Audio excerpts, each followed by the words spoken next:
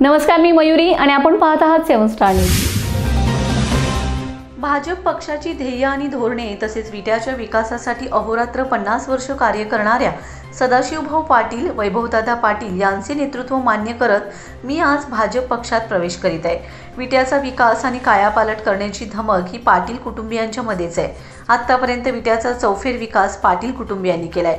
सामाजिक कार्याच्या अनुभवावरून आमच्या कार्यकर्त्यांच्या सर्व समस्या सोडविण्यासाठी आम्ही सर्व कार्यकर्त्यांसह भाजप पक्षात प्रवेश करीत आहोत, असे प्रतिपादन विजय चव्हाण उर्फ पिनू यांनी भारतीय जनता पार्टीच्या प्रवेशावेळी केले।